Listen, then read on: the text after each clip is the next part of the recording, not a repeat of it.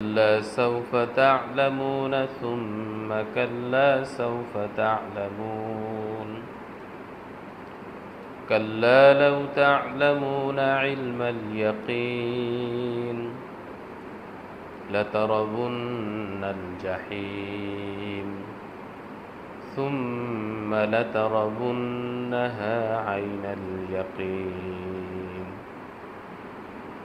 ثم لتسألن يومئذ عن النعيم اللهم صل على محمد وعلى آل محمد كما صليت على إبراهيم وعلى آل إبراهيم إنك حميد مجيد اللهم بارك على محمد وعلى آل محمد كما باركت على إبراهيم وعلى آل إبراهيم إنك حميد مجيد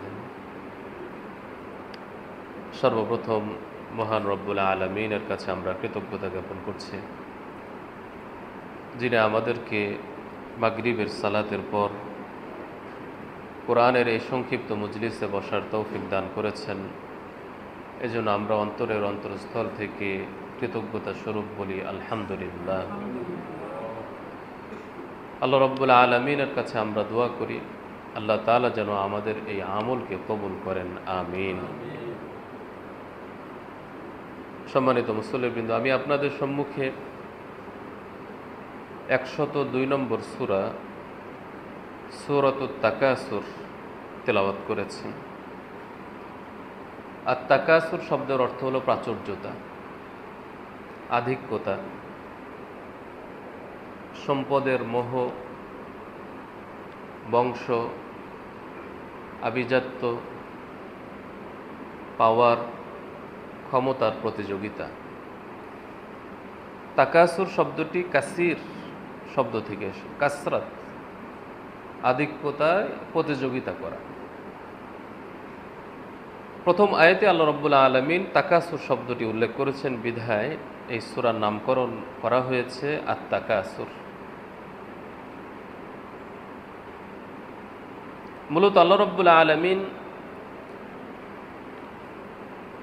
এই সূরাতে মানুষ কেন জাহান্নামে যাবে, আল্লাহর অসন্তুষ্টি অর্জন কেন করবে,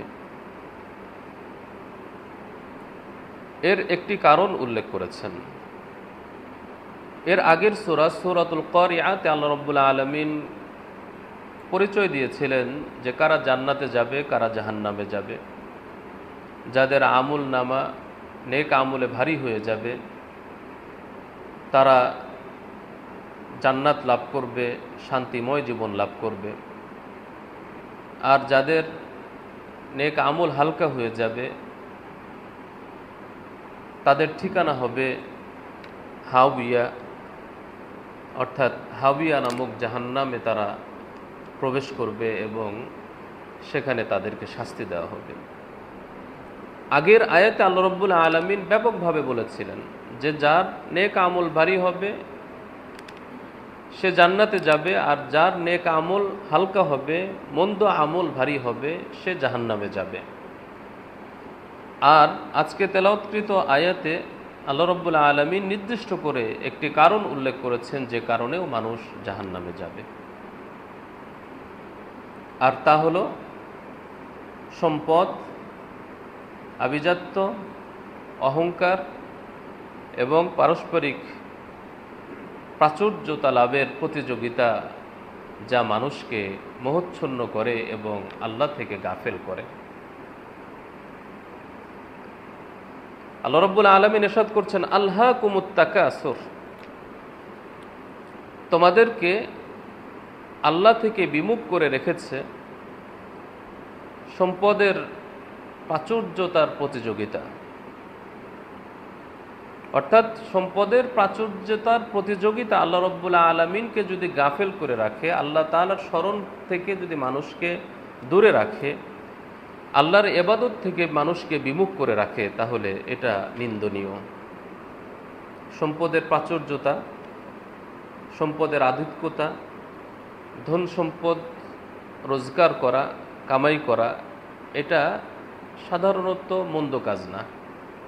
কিন্তু তখনই মন্দ কাজ হবে যখন এর মোহে মানুষ নিমজ্জিত হয়ে যাবে। মানুষ যখন প্রতিযোগিতায় লিপ্ত হবে এবং আল্লাহকে ভুলে যাবে। আল্লাহর দেওয়া বিধিবিধান, হুকুম আহকাম, আল্লাহর আদেশ নিষেধ, হালাল হারাম, এগুলির মধ্যে পার্থক্য না করে নিজের ইচ্ছামতো যারা জীবন যাপন করবে, আল্লাহর ইবাদতকে ভুলে যাবে, হালাল হারাম ভুলে যাবে, এমন প্রাচুর্যতার প্রতিযোগিতা আল্লাহ তাআলা পছন্দ করেন না। এজন্য আল্লাহ রাব্বুল আলামিন বলছেন, আলহাকুমুত তাকাসুরু হাত্তা যুরতুমুল মাকাবির। সম্পদের প্রাচুর্যতা এবং আধিক্যতার প্রতিযোগিতা তোমাদেরকে আল্লাহর ইবাদত থেকে, আল্লাহর হুকুম আহকাম পালন করা থেকে, আল্লাহকে স্মরণ করা থেকে বিমুখ করে রেখেছে। আর এটা তোমাদের চলতেই থাকবে কবরে যাওয়া পর্যন্ত, মৃত্যু আসা পর্যন্ত।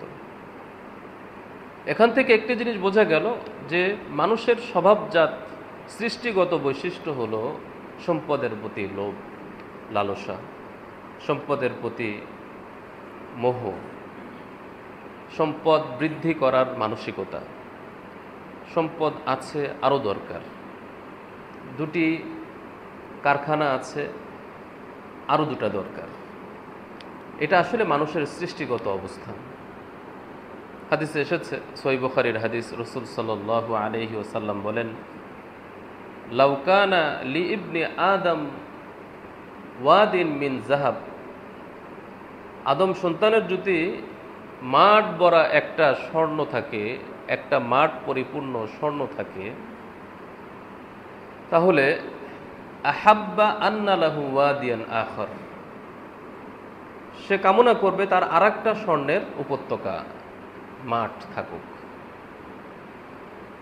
ওয়ালা ইয়ামলা আফাহু ইল্লা তুরাব, বনি আদমের মুখ ততক্ষণ পর্যন্ত পরিপূর্ণ হবে না যতক্ষণ পর্যন্ত তার পেটে মাটি না ঢুকবে। অর্থাৎ কবরে যাওয়ার আগ পর্যন্ত এই লোভ লালসা শেষ হবার নয়। আল্লাহু ইয়াতুবু আলা মান তাব, হ্যাঁ, কোনো ব্যক্তি যদি আল্লাহ বুঝ দেন, সে তওবা করে, সঠিক পথে থাকে, তাহলে তার কথা ভিন্ন। আসলে সম্পদের প্রতি প্রাচুর্যতা, লোভ লালসা সবারই আছে, কারো কম আছে, কারো বেশি আছে। কেউ বা অল্প তুষ্টিতেই সন্তুষ্ট থাকেন, যে আমার যা আছে আলহামদুলিল্লাহ। কারো আবার আরও দরকার, যে 5টা কারখানা আছে, এই 5টা কারখানা আল্লাহ না করুক যদি শর্ট সার্কিটে আগুনে জ্বলে যায়, তাহলে ব্যাকআপ দিব কিভাবে, আরও 5টা দরকার। সে চিন্তা করে কি, ব্যাকআপ দেওয়ার জন্য আরও 5টা কারখানা চালু করা দরকার। এরকম করেই মানুষ সম্পদের প্রাচুর্যতায় লিপ্ত হয়ে যায়, আল্লাহর হুকুম আহকাম ভুলে যায়, নামাজ পড়তে হবে ভুলে যায়, যাকাত দিতে হবে ভুলে যায়। আসলে সম্পদের এই প্রাচুর্যতা মানুষের সৃষ্টিগত। অনেকেই বলে যে আমার আলহামদুলিল্লাহ যা আছে, আর দরকার নেই। ঠিক আছে, আলহামদুলিল্লাহ, কিন্তু ওই ব্যক্তি যখন আবার একটা ভালো সুযোগ পাবে ইনভেস্টমেন্টের, তখন কিন্তু সে বসে থাকবে না। তার মানে কি, আরও দরকার। আসলে মানুষের এই স্বভাব সৃষ্টিগত, এটা খারাপ কিছু না। তবে খারাপ কখন? খারাপ তখন হবে যখন আপনি এই সম্পদের মোহে পড়ে অথবা সম্পদ উপার্জন করতে গিয়ে আল্লাহর হুকুম ভুলে যাবেন, হালাল হারাম ভুলে যাবেন, আল্লাহর বিধান, যে সকল আবশ্যক আমলগুলো আছে তা ভুলে যাবেন। সেটা হলো মন্দ। আল্লাহ সুবহানাহু ওয়া তাআলা ইরশাদ করছেন, হাত্তা যুরতুমুল মাকাবির, তোমাদের এই অবস্থা চলতে থাকবে মাকবারায় তোমাদের সাক্ষাৎ হওয়া পর্যন্ত, কবরস্থানে যাওয়া পর্যন্ত। এই সূরা নাজিল হওয়ার প্রেক্ষাপট সম্পর্কে তাফসিরে তাবারি এবং অন্যান্য আরও কিছু তাফসির গ্রন্থে এসেছে। আনসারীর 2জন ব্যক্তি ছিল দুই গোত্রের। এক গোত্রের নাম হলো বনু হারিস, আর এক গোত্রের নাম বনু হারিসা। দুই গোত্র তারা সবসময় একে অপরের সাথে প্রতিযোগিতা করত, যে আমাদের গোত্রের মধ্যে সম্পদশালী বেশি না তোমার গোত্রের মধ্যে সম্পদশালী বেশি। এরকম তারা সবসময় প্রতিযোগিতা করত এবং গর্ব প্রকাশ করত। তাদের এই গর্ব প্রকাশ এত নিন্দনীয় পর্যায়ে পৌঁছে গেল যে এক সময় তাদের মধ্যে তর্ক বিতর্ক শুরু হলো যে তোমাদের গোত্রের লোক সংখ্যা বেশি না আমাদের গোত্রের লোক সংখ্যা বেশি। তো এটা গণনা করার জন্য তারা কবরস্থান পর্যন্ত গিয়েছে এবং কবরস্থানে গিয়ে তারা লাশ গণনা করেছে যে এরা হলো আমার গোত্রের, এরা হলো তোমার গোত্রের। সুতরাং এভাবে গণনা করে তারা এই গর্ব প্রকাশ করেছে যে আমার গোত্রের লোক সংখ্যা বেশি। আল্লাহ সুবহানাহু ওয়া তাআলা ওই দিকেও ইঙ্গিত করে এই আয়াতে তাদেরকে সতর্ক করেছেন যে প্রাচুর্যতা তোমাদেরকে মোহচ্ছন্ন করে রেখেছে, আল্লাহর হুকুম পালন করা থেকে বিমুখ করে রেখেছে, এমনকি তোমরা কবরস্থান পর্যন্ত পৌঁছে গিয়েছ। বিশেষ ওই ঘটনাকে উদ্দেশ্য করেও এটা হতে পারে, অথবা ব্যাপক উদ্দেশ্য হতে পারে যে প্রাচুর্যতা, ধন সম্পদের মোহ এবং সম্পদ, বংশ, সন্তান সন্ততি, আরও মানুষ যে সকল বিষয় নিয়ে গর্ব প্রকাশ করতে ভালোবাসে, এই সকল বিষয় নিয়ে তোমরা এমন প্রতিযোগিতায় লিপ্ত হইও না যে তোমরা আল্লাহর হুকুম পালন করতে ভুলে যাবে, আল্লাহর স্মরণ থেকে তোমরা বিমুখ হয়ে যাবে। আল্লাহ সুবহানাহু ওয়া তাআলা ইরশাদ করছেন, কাল্লা সাউফা তা'লামুন সুম্মা কাল্লা সাউফা তা'লামুন। এমনটি করা উচিত নয়, তোমরা অচিরেই জানতে পারবে এর পরিণতি কি। এমনটি করা উচিত নয়, তোমরা অচিরেই জানতে পারবে এর পরিণতি কি। অর্থাৎ এই প্রতিযোগিতার মোহ তোমাদেরকে যখন আল্লাহর হুকুম থেকে, আল্লাহর বিধান পালন করা থেকে যখন বিরত রাখলো, তোমরা যখন আল্লাহর হুকুম আহকাম পালন করলে না, হালাল হারাম পালন করলে না, তখন তো অবশ্যই এর জবাবদিহিতা আছে। এর পরিণতি যে অত্যন্ত ভয়াবহ এবং মন্দ হবে, এটা তো সুস্পষ্ট কথা। তোমরা অচিরেই এর পরিণতি জানতে পারবে।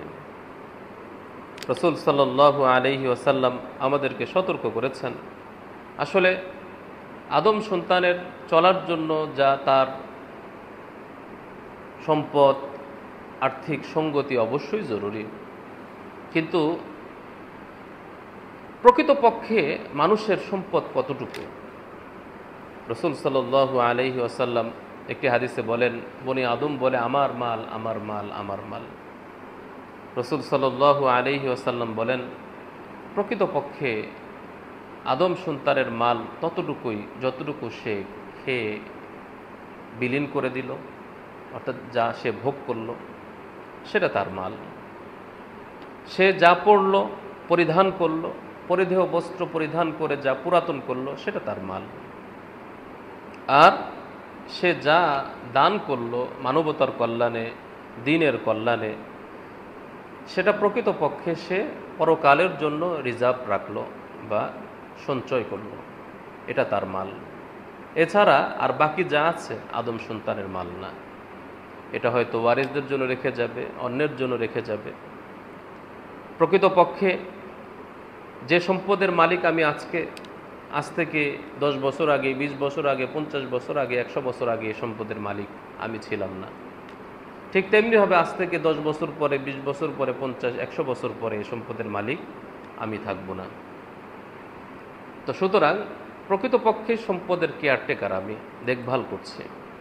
হ্যাঁ, আমার সম্পদ ততটুকু, আমি যা খেলাম, আমি যা পরিধান করলাম এবং পরকালের সঞ্চয়ের জন্য আমি যা দান করলাম সেটাই আমার মাল। অন্য একটি হাদিসে এসেছে রাসূল সাল্লাল্লাহু, কয়টা জিনিস যায়? 3টা জিনিস। এক, তার মাল যায়, যেমন দেখবেন যে তার গাড়ি থাকলে অনেক গাড়ি যায়, কারণ অন্যান্য আত্মীয় স্বজন যাবে। তার পরিবার পরিজন যায় এবং তার আমল যায়, অর্থাৎ পরিবার যায়, পরিবারের সাথে কিছু সম্পদ, গাড়ি ঘোড়া যা আছে সেগুলোও যায় কবরস্থান পর্যন্ত। এবং আদম সন্তানের সাথে, মৃত ব্যক্তির সাথে তার আমল যায়। সে যে ভালো কাজ করেছে, যে মন্দ কাজ করেছে, সেগুলি যায়। রাসূল সাল্লাল্লাহু আলাইহি ওয়াসাল্লাম বলেন, ইয়ারজিউ ইসনান, দুটা জিনিস ফেরত আসে, ওয়ায়াবকাল ওয়াহিদ, আর একটা জিনিস তার সাথে থেকে যায়। অর্থাৎ তার পরিবার পরিজন এবং তার সম্পদ আবার ফেরত আসে কবরস্থান থেকে তার দাফন করার পরে, আর তার সাথে থেকে যায় একটা জিনিস, আর তা হলো তার আমল। সুতরাং এই দুনিয়ার বাস্তবতা হলো ক্ষণস্থায়ী জীবন। এই ক্ষণস্থায়ী জীবনের জন্য আমাদের পরকালীন অনন্ত অসীম একটা কাল আছে, তার জন্য প্রস্তুতি গ্রহণ করতে হবে। আর পরকালের সফলতার জন্য যেই আমাদের নাজাতের টিকিট বা মাধ্যম, সার্টিফিকেট, সেটা হলো কি? ঈমান ও আমল। ঈমান আমল যদি ঠিক থাকে এই দুনিয়াতে, বা আমরা যদি চেষ্টা করি, পরিশ্রম করে নিজের ঈমান আমলকে সমৃদ্ধ করতে পারি, তাহলে অবশ্যই পরকালে আমরা সফলতা লাভ করব। অন্যথায় পরকালে সফলতা লাভ করা যাবে না। আল্লাহ সুবহানাহু ওয়া তাআলা ইরশাদ করছেন, কাল্লা সাউফা তা'লামুন, কখনোই এমনটি করা উচিত নয়। অর্থাৎ ধন সম্পদ প্রাচুর্যতার মোহে পড়ে আল্লাহকে ভুলে যাওয়া উচিত নয়। সাউফা তা'লামুন, যদি তাই হয় তাহলে এর পরিণতি তোমরা জানতে পারবে। সুম্মা কাল্লা, অতঃপর বলছি, আবার বলছি, এমনটি করা উচিত নয়। সাউফা তা'লামুন, তোমরা অচিরেই জানতে পারবে এর পরিণতি কি। কাল্লা লাউ তা'লামুনা ইলমাল ইয়াকিন, এমনটি করা কখনোই উচিত নয় যদি তোমরা জানতে সুনিশ্চিত জ্ঞানে যদি তোমরা জানতে, দৃঢ় প্রত্যয়ভাবে যদি এই বিষয়টা বুঝতে পারতে, কতই না ভালো হতো। অর্থাৎ দুনিয়ার হাকিকত, পরকালের স্বরূপ আমরা আসলে বুঝতে পারছি না। দুনিয়ার লোভে পড়ে, দুনিয়ার বিলাসিতায় পড়ে, দুনিয়ার আরাম আয়েশ এবং জীবন উপভোগের লোভে পড়ে আমরা আসলে যেটা সামনে আগত বাকি আছে, নগদের মোহে পড়ে বাকিকে আমরা ভুলে গিয়েছি। মানুষ তো আসলে যেটা বাস্তবে দেখে সেটাই বিশ্বাস করে। দুনিয়াকে মানুষ এত বিশ্বাস কেন করে? কারণ সেটা তার চোখের সামনে, আর পরকাল এটা তার চোখের অগোচরে আছে, সামনে আসবে। যার কারণে মানুষ দুনিয়ার লোভে পড়ে যায়, আখিরাতকে ভুলে যায়। আল্লাহ রাব্বুল আলামিন বলছেন যে যদি তোমরা সুনিশ্চিত জ্ঞানে বুঝতে পারতে, তাহলে তোমাদের জন্য কতই না ভালো হতো যে দুনিয়ার স্বরূপ কি আর আখিরাতের স্বরূপ কি। কাল্লা লাউ তা'লামুনা ইলমাল ইয়াকিন, ইলমে ইয়াকিন শব্দটি এসেছে ইলমে ইয়াকিন। ইয়াকিন মানে বিশ্বাস। ইয়াকিন শব্দের অর্থ কি? বিশ্বাস। বিশ্বাস তিন প্রকার, একটা হলো ইলমে ইয়াকিন, আর একটা হলো আইনুল ইয়াকিন, আর একটা হলো হক্কুল ইয়াকিন। ইলমে ইয়াকিন হইল কোনো একটা বিষয় কেউ সংবাদ দিয়েছে, আপনার একটা দৃঢ় বিশ্বাস জন্মেছে, এটাকে বলা হয় ইলমে ইয়াকিন। সংবাদের ভিত্তিতে কোনো দৃঢ় বিশ্বাস। আর চাক্ষুষ দেখার ভিত্তিতে যে দৃঢ় বিশ্বাস, তাকে বলা হয় আইনুল ইয়াকিন, চাক্ষুষ দেখে। যেমন আপনাকে কেউ বলল যে আগুন জ্বালিয়ে দেয়, আপনি বিশ্বাস করলেন যে আগুন কি করে? খড়কুটাকে, কাগজকে, লাকড়িকে জ্বালিয়ে দেয়। এটা হলো ইলমে ইয়াকিন। আপনি স্বচক্ষে দেখলেন যে আগুন জ্বলছে, সেখানে কাগজ পুড়ে যাচ্ছে, এটাকে বলা হবে আইনুল ইয়াকিন, চাক্ষুষ জ্ঞানে বিশ্বাস। আর একটা হলো যে সংস্পর্শের মাধ্যমে বা আস্বাদনের মাধ্যমে আপনি যে দৃঢ় বিশ্বাস অর্জন করবেন, সেটাকে বলা হয় হক্কুল ইয়াকিন। আগুন যে পুড়ায় দেয়, এটা আপনি শুধুমাত্র দেখছেন বা জানছেন, কিন্তু কখনো কখনো এমন ঘটনাও আপনার সাথে ঘটেছে যে আপনার আগুনে হাত ঢুকে গিয়েছিল এবং আপনার হাত আগুনে পুড়ে গিয়েছে। আপনি আস্বাদন করেছেন যে আগুন যে জ্বালিয়ে দেয়। এই বিশ্বাসকে বলা হয় হক্কুল ইয়াকিন। আল্লাহ রাব্বুল আলামিন দুটি শব্দ ব্যবহার করেছেন, যদি তোমরা জানতে, সুনিশ্চিত জ্ঞানে। অর্থাৎ কোরআন এবং হাদিসের মাধ্যমে আল্লাহ রাব্বুল আলামিন এই দুনিয়ার মন্দত্ব, ক্ষণস্থায়িত্ব এবং পরকালের চিরস্থায়িত্ব এবং তার সুফল সুখ শান্তি, এই দুটি বিষয় যদি তোমরা কোরআন ও হাদিসের তথ্যের ভিত্তিতে সুনিশ্চিত তোমরা জানতে পারতে এবং সে অনুপাতে নিজেদের জীবন গঠন করতে পারতে, তাহলে কতই না ভালো হতো। এরপর আল্লাহ রাব্বুল আলামিন বলছেন, লাতারাবুন্নাল জাহিম সুম্মা লাতারাবুন্নাহা আইনাল ইয়াকিন। হ্যাঁ, একটা সময় এরকম আসবে যখন তোমরা কবরে যাবে, পরকালীন জীবন শুরু হবে, তখন তোমাদের প্রত্যেককেই জাহান্নাম দেখানো হবে, তোমরা জাহান্নাম দেখতে পাবে। সুম্মা লাতারাবুন্নাহা আইনাল ইয়াকিন, অতঃপর তোমরা জাহান্নামকে চাক্ষুষ জ্ঞানে দেখতে পাবে, মানে সরাসরি চোখে দেখবে। এতদিন পর্যন্ত দুনিয়ার জীবন পর্যন্ত তো আমরা শুধুমাত্র শুনে এসেছি জাহান্নাম আছে, জান্নাত আছে। হ্যাঁ, যারা কোরআন ও হাদিসকে বিশ্বাস করে, রাসূল সাল্লাল্লাহু আলাইহি ওয়াসাল্লাম আল্লাহর কথাকে বিশ্বাস করে, তথ্যকে বিশ্বাস করে, তারা সুনিশ্চিত জ্ঞানে বিশ্বাস করে নিয়েছে।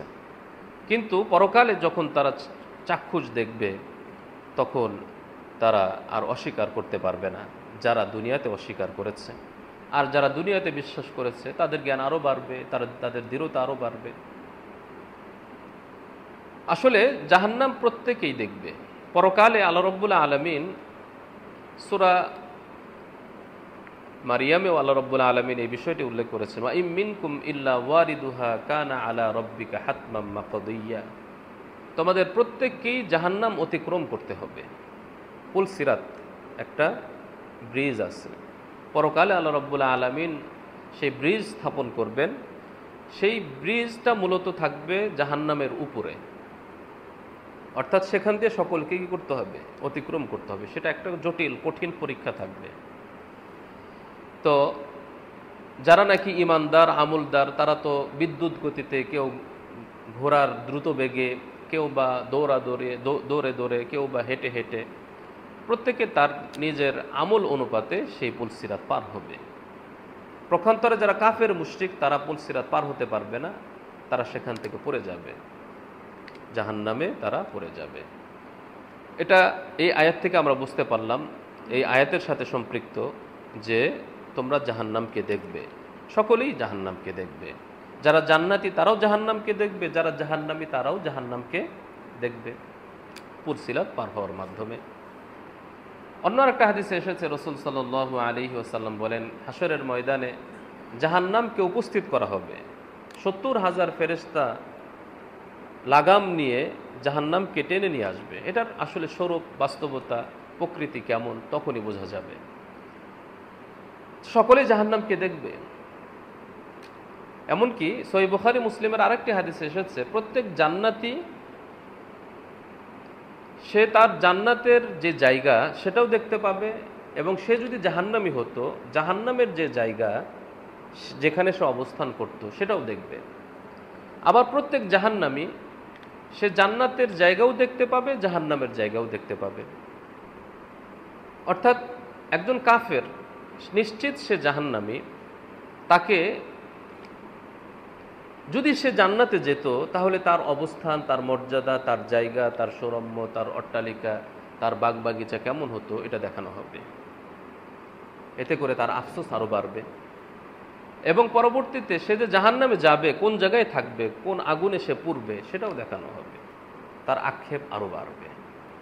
ঠিক তেমনিভাবে একজন জান্নাতি, তাকে দেখানো হবে যে তুমি যদি জাহান্নামে যেতে তোমাকে এই জায়গায় থাকতে দেওয়া হতো, এই কষ্ট তোমাকে স্বীকার করতে হতো। তাকে দেখানো হবে, সে আল্লাহর কৃতজ্ঞতা জ্ঞাপন করবে যে আল্লাহ আপনি আমাকে এই জাহান্নাম থেকে বাঁচিয়েছেন। আবার তাকে সে যে জান্নাতে যাবে, কোথায় থাকবে, কোন আরাম আয়েশে থাকবে এটাও দেখানো হবে। সে জান্নাতি মুমিন, তার কৃতজ্ঞতা আরও বেড়ে যাবে। এভাবে প্রত্যেকেই যার যার অবস্থান দেখানো হবে। তো এই হাদিস থেকে বোঝা যায় যে প্রত্যেকেই জান্নাত জাহান্নাম দেখবে। এজন্য আল্লাহ রাব্বুল আলামিন এখানে বলছেন, লাতারাবুন্নাল জাহিম, তোমরা জাহান্নামকে দেখতে পাবে। সুম্মা লাতারাবুন্নাহা আইনাল ইয়াকিন, অতঃপর তোমরা জাহান্নামকে চাক্ষুষ জ্ঞানে দেখতে পাবে, সচক্ষে দেখতে পাবে। সুম্মা লাতুসআলুন্না ইয়াউমা ইযিন আনিন নাঈম, এরপর আল্লাহ রাব্বুল আলামিন তোমাদেরকে জিজ্ঞাসা করবেন তোমাদেরকে জিজ্ঞাসা করা হবে সেই দিবসে নাঈম সম্পর্কে, নিয়ামত সম্পর্কে। অর্থাৎ আল্লাহ রাব্বুল আলামিনের অসংখ্য অগণিত নিয়ামত আমরা পেয়েছি। একজন গরিব থেকে গরিব, অসুখ বিসুখে জর্জরিত, তারপর আল্লাহ রাব্বুল আলামিন তার প্রতি যে নিয়ামত দিয়েছেন গুণে শেষ করা যাবে না। একজন সুস্থ ব্যক্তি, ধনাঢ্য ব্যক্তি, সম্পদশালী ব্যক্তি সুখে থেকেছে, বিলাসিতায় থেকেছে, সে যদি তার নিয়ামতের হিসাব করে তাহলেও গুণে শেষ করতে পারবে না। অর্থাৎ একজন ব্যক্তি দুনিয়াতে যে যে অবস্থাতেই থাকুক না কেন, আল্লাহ প্রদত্ত নিয়ামত অনেক। সুতরাং একজন ব্যক্তি সে যা নিয়ামত পেয়েছে এ সম্পর্কে আল্লাহ তাআলা জিজ্ঞাসা করবেন, আবার নিয়ামত পেয়ে কৃতজ্ঞতা জ্ঞাপন করেছো কিনা। কৃতজ্ঞতা শুধুমাত্র আলহামদুলিল্লাহ বলা না, কৃতজ্ঞতা প্রকৃতপক্ষে যিনি নিয়ামত দিয়েছেন তার হুকুম আহকাম পালন করার মধ্যেই নিহিত। শুধু আমি মুখে আলহামদুলিল্লাহ বললাম আর সারাদিন গুনাহ করলাম, তার বিরুদ্ধে, তার হুকুমের বিরুদ্ধে, তার নির্দেশের বিরুদ্ধে হারাম কাজে লিপ্ত থাকলাম, এটা কৃতজ্ঞতা না। প্রকৃত কৃতজ্ঞতা হচ্ছে অঙ্গ প্রত্যঙ্গের মাধ্যমে তার হুকুম আহকাম পালন করা, ইবাদত বন্দেগী করা। আল্লাহ রাব্বুল আলামিন জিজ্ঞাসা করবেন, হাদিসে এসেছে আল্লাহ তাআলা জিজ্ঞাসা করবেন, তুমি ঘোড়ায় আরোহণ করেছো, গাড়িতে আরোহণ করেছো, তুমি নারীদেরকে বিবাহ করেছো, সুখ স্বাচ্ছন্দ্যে জীবন যাপন করেছো, আমার কৃতজ্ঞতা জ্ঞাপন করেছো? মুসনাদ আহমদের হাদিস। তিরমিজির হাদিসে এসেছে আল্লাহ রাব্বুল আলামিন 5টা জিনিস সম্পর্কে জিজ্ঞাসা করবেন। 5টা বস্তুর জবাব না দেওয়া পর্যন্ত বনি আদম সামনের দিকে কি করতে পারবে না, অগ্রসর হতে পারবে না। কারণ এই 5টা বস্তু বিশেষ নিয়ামত। আল্লাহ রাব্বুল আলামিন জীবন সম্পর্কে জিজ্ঞাসা করবেন, হে আদম সন্তান, আমি তোমাকে জীবন দিয়েছিলাম, এই জীবন কোন খাতে ব্যয় করেছ? জীবনের মধ্যে উল্লেখযোগ্য একটা সময় হচ্ছে যৌবন। যৌবনটা হলো এমন একটা মূল্যবান সম্পদ, এটা আসলে মানুষের, যার এই সম্পদ শেষ হয়ে গিয়েছে সেই বোঝে। তো যৌবন সম্পর্কে আল্লাহ রাব্বুল আলামিন জিজ্ঞাসা করবেন। যৌবনে মানুষ সুখে থাকে, সুস্থ থাকে, কর্মতৎপরতা থাকে, আনন্দ থাকে, তার জীবন উপভোগ করার মানসিকতা থাকে, সেই শক্তি থাকে।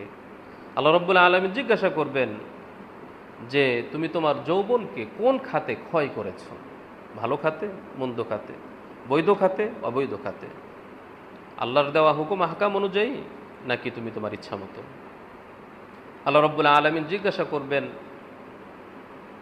কিভাবে সম্পদ আহরণ করেছো, উপার্জন করেছো। 3 নম্বর প্রশ্ন। 4 নম্বর প্রশ্ন, সম্পদ তো পেয়েছো, সম্পদ কোন কোন খাতে ব্যয় করেছো, 4 নম্বর প্রশ্ন। 5 নম্বর প্রশ্ন হলো তুমি তোমার জ্ঞান অনুযায়ী আমল করেছো কিনা, তুমি তোমার জ্ঞানের কতটুকু মূল্যায়ন করেছো। তুমি ডাক্তার, কতজন মানুষকে ফ্রি চিকিৎসা দিয়েছো। তুমি ইঞ্জিনিয়ার, গরিব দুঃখী এরকম কিছু মানুষ, মধ্যম পর্যায়ের মানুষ ছিল যাদের হয়তো ঘর বাড়ি করতে টাকা পয়সা বা এরকম অবস্থান ছিল না, তুমি তাদেরকে পরামর্শ দিয়েছো কিনা, ফ্রিভাবে কিছু কাজ করেছো কিনা। একজন আলেমকে জিজ্ঞাসা করা হবে তুমি তোমার জ্ঞান অনুযায়ী কতটুকু সম্পদ, তোমার জ্ঞানের সম্পদ ব্যয় করেছ। এভাবে আল্লাহ রাব্বুল আলামিন নিয়ামত সম্পর্কে জিজ্ঞাসা করবে। পাশাপাশি তুমি ইসলাম সম্পর্কে যতটুকু জানছো সে অনুযায়ী আমল করেছো কিনা। ইসলাম সম্পর্কে অনেক কিছুই তো জেনেছ, কিন্তু আমল করেছো কিনা। তো এইভাবে আল্লাহ রাব্বুল আলামিন নিয়ামত সম্পর্কে জিজ্ঞাসা করবেন। সুম্মা লাতুসআলুন্না ইয়াউমাইযিন আনিন নাঈম। অতঃপর তোমাদেরকে সেই দিবসে, কিয়ামতের দিবসে নিয়ামত সম্পর্কে জিজ্ঞাসা করা হবে। সুতরাং কোনো ব্যক্তির যদি আল্লাহ প্রদত্ত নিয়ামতের যথাযথ প্রয়োগ হয়ে থাকে তাহলে তো সে নিষ্কৃতি পাবে। পক্ষান্তরে যদি এর জবাব যদি সন্তোষজনক না হয় তাহলে অবশ্যই তাকে জবাবদিহিতার মুখোমুখি হতে হবে। আল্লাহ যদি বলেন কেন কেন করেছো, তাহলেই তার জীবন ধ্বংস হয়ে যাবে। এজন্য আরেকটি হাদিসে এসেছে, রাসূল সাল্লাল্লাহু আলাইহি ওয়াসাল্লাম বলেন, আসলে তোমরা সহজ হিসাবের জন্য দোয়া করো, আল্লাহর কাছে কি করো, সহজ হিসাবের জন্য দোয়া করো। আল্লাহুম্মা হাসিবনি হিসাবান ইয়াসীরা, হে আল্লাহ আপনি আমার হিসাবকে সহজভাবে গ্রহণ করুন। এভাবে দোয়া করো, কারণ যার হিসাব কড়াকড়ি আরোপ করা হবে, যার হিসাব কঠিন করা হবে, সে আসলে হালাক হয়ে যাবে। হাদিসে এসেছে, মান নুকিশাল হিসাব ফাকাদ হালাক, যে ব্যক্তির হিসাবে কড়াকড়ি আরোপ করা হবে সেই ধ্বংস হয়ে যাবে। আল্লাহ রাব্বুল আলামিন যদি আমল নামার পৃষ্ঠা উল্টান আর বলেন, ওই দিন ওই সময় এই কাজ কেন করেছো, ওই দিন ওই সময় এই কাজটা কেন করো নাই, তাহলেই তো শেষ। আর যদি আল্লাহ রাব্বুল আলামিন যদি আমাদেরকে মাফ করে দেন, শুধু আমল নামার সামনে উপস্থিত করা হলো, আল্লাহ তাআলা কয়েকটা প্রশ্ন করছেন, আমার হুকুম মতো চলেছ, ঈমান এনেছিলে, আমল করেছিলে, আল্লাহ তাআলা কি করলেন না, আমল নামা খুললেন না, এরপরে মাফ করে দিলেন বা জান্নাতে যাওয়ার জন্য ইজাজত অনুমোদন দিয়ে দিলেন। তাহলে এটা হলো কি সহজ হিসাব। অর্থাৎ শুধুমাত্র আমল নামা উপস্থাপন করা হবে, আমল নামা খুলে দেখা হবে না, এটা হলো কি সহজ হিসাব। তো এই জন্য আল্লাহর কাছে আমাদের সহজ হিসাবের জন্য দোয়া করতে হবে। আজকের আলোচ্য এই সূরার থেকে আমাদের শিক্ষণীয় হলো, এমন প্রাচুর্যতা বা মোহ বা প্রতিযোগিতায় লিপ্ত হওয়া যাবে না যার দ্বারা আমরা আল্লাহর হুকুমকে ভুলে যাই, আল্লাহর ইবাদত বন্দেগী করা ভুলে যাই, এমনটি করা যাবে না। ঠিক তেমনিভাবে পরিণতি সম্পর্কে জানতে হবে, আখেরাতে আমাদের কি হবে, এই চিন্তা, এই ফিকির আমাদের করতে হবে যে আখেরাতের জন্য পাথেয় সংগ্রহ করতে পারছি কিনা, দুনিয়ার এই ক্ষণস্থায়ী জীবনে চিরস্থায়ী জীবনের জন্য কতটুকু সম্বল আমরা অর্জন করলাম। সামান্য 60 বছর 70 বছর আমাদের জীবন, এর মধ্যে 15 বছর চলে যায় কিসের, শৈশবকাল, বাকি 15-16 বছর থেকে 40 বছর পর্যন্ত একটু যৌবন থাকে, এরপর আবার 40 বছর পর থেকে আবার দুর্বলতা, দারিদ্র কি বলে বার্ধক্যতা শুরু হয়। তখন তো ভালো করেও ইবাদত করা যায় না। তো এই অল্প সময়ের মধ্যে আসলে যা করার তাই করতে হবে। অল্প সময়ের মধ্যে আমরা কি করি, এই অল্প সময়ের জন্য আমরা সারা জীবন ব্যয় করি সামান্য এই অল্প সময় ভালো মতো চলার জন্য। আর পরকালীন চিরস্থায়ী জীবন তো অনন্ত অসীমকাল, তার জন্য আমাদের কতটুকু পরিশ্রম করা দরকার, কতটুকু নিয়ে আমল করা দরকার। তো এটা আমাদের অবশ্যই চিন্তার বিষয়। তো সুতরাং পরকালীন পরিণতি সম্পর্কে আমাদের জানতে হবে এবং জাহান্নামের আযাব থেকে নিষ্কৃতি পাওয়ার চেষ্টা করতে হবে। আর আল্লাহ তাআলা আমাদের যত নিয়ামত দিয়েছেন সে নিয়ামতের কৃতজ্ঞতা স্বরূপ আল্লাহ তাআলাকে যেভাবে আমরা আলহামদুলিল্লাহ বলে আল্লাহর কৃতজ্ঞতা জ্ঞাপন করব, তার ইবাদত হুকুম আহকাম পালন করেও কৃতজ্ঞতা আদায় করব, তাহলেই আমরা সফল মুমিন মুত্তাকি হতে পারব। আল্লাহ তাআলা আমাদের সকলকে আমল করার তৌফিক দান করুন, আমিন। সুবহানাল্লাহ, আশহাদু আল্লা ইলাহা ইল্লা আনতা আস্তাগফিরুকা। আলহামদুলিল্লাহি রাব্বিল আলামিন, আসসালাতু ওয়াসসালামু আলা সাইয়্যিদিল আমবিয়াই ওয়াল মুরসালিন ওয়া আলা আলিহি ওয়া আসহাবিহি আজমাইন। ربنا آتنا في الدنيا حسنة وفي الآخرة حسنة وقنا عذاب النار. ربنا لا تزغ قلوبنا بعد إذ هديتنا وهب لنا من لدنك رحمة إنك أنت الوهاب. রব্বুল আলামিন মেহেরবানি করে আমাদের জীবনের সমস্ত গুনাহগুলো মাফ করে দিন। রব্বুল আলামিন পরকালের পাথেয় সংগ্রহ করার জন্য এই দুনিয়াতে যথাযথ তৌফিক আপনি আমাদেরকে দান করুন। রব্বুল আলামিন আপনার হুকুম মোতাবেক চলাকে আমাদের জন্য সহজ করে দিন। রব্বুল আলামিন অন্যায়, গুনাহ, অবিচার, অপরাধ, দুর্নীতি থেকে আমাদের সকলকে হেফাজত করুন। সমস্ত মুসিবত, বিপদ আপদ, জটিল কঠিন রোগ থেকে আমাদের সকলকে হেফাজত করুন। দুনিয়ার আযাব, কবরের আযাব, জাহান্নামের কঠিন আযাব থেকে আমাদের সকলকে হেফাজত করুন। আমাদের সকলকে আপনি জান্নাতি হিসেবে কবুল করুন। মেহেরবানি করে আমাদের দোয়াকে আপনি কবুল করুন। সাল্লাল্লাহু তাআলা আলা খায়রি খালকিহি মুহাম্মাদ ওয়া আলা আলিহি ওয়া আসহাবিহি আজমাইন, আমিন বিরহমাতিকা ইয়া আরহামার রাহিমিন।